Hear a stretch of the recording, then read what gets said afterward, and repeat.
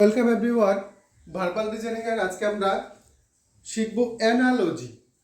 Analogy কথার অর্থ হচ্ছে সাদৃশ্যতা বা মিল খুঁজে পাওয়া। তাহলে এটা হচ্ছে সাদৃশ্যতা।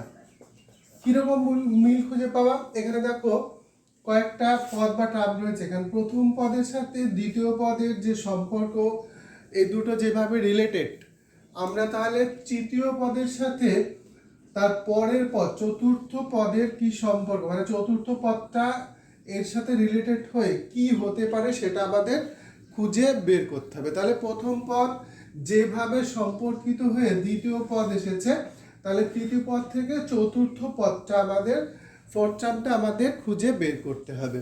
তাহলে এই দুটো হচ্ছে যেভাবে সম্পর্কিত, পরের দুটো সেই একইভাবে সম্পর্কিত হবে। তাহলে এখানে দেখো প্রথমে রয়েছে 6, তারপরে রয়েছে 18, তো 9, তো কি হবে? আমরা সাধারণভাবে এখানে দেখো দেখলে বুঝতে পারি এখানে কিন্তু 3-এর 3 গুণ হয়ে গেছে, 3 6 18, তাহলে 3 নং 27 হতে পারে। কিন্তু অপশনগুলো দেখো রয়েছে 6 7 6 7 8 9, তাহলে সেটা তো হতে পারে না। 9 এর সাথে 3 গুণ করলে 27 হতে পারে। তাহলে সেটা আমরা বুঝতে পারছি এটা অন্যভাবে বের করতে হবে। তাহলে আমরা এটা কিভাবে এটা সলভ করব?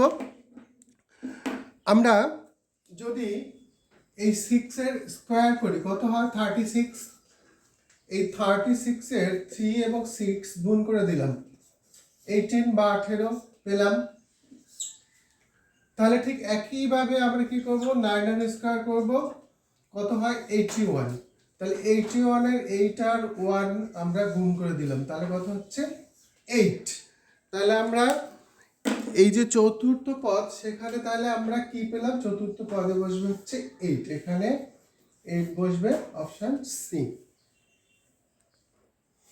নাম্বার অ্যানালজির আমরা আরেকটা কোশ্চেন সলভ করব। এটা নাম্বারগুলো দেখো 9 8 16, এরপরে কি হবে? প্রশ্নবোধক চিহ্ন জায়গায়। তাহলে এখানে 9 আর 8 কিভাবে রিলেটেড রয়েছে, কি করে হলো? তাহলে সেইভাবে আমরা 16-এর সাথে পরের নাম্বারটা আমরা খুঁজে বের করব। তাহলে আমরা এখানে যদি আমরা সহজভাবে দেখি, তাহলে দেখো এখান থেকে 1 মাইনাস রয়েছে 9 থেকে, কিন্তু সেরকম তো নেই। 16 থেকে 16 থেকে 1 মাইনাস করলে হচ্ছে 15, কোনো অপশনই 15 নেই। তাহলে সেটা আমরা বুঝতে পারছি, তাহলে এভাবে হবে না, আমাদের অন্যভাবে করতে হবে। তাহলে এটা আমরা কিভাবে সলভ করব? তো আমরা যদি দেখি এখানে দেখো 9 8 16 এগুলো কিন্তু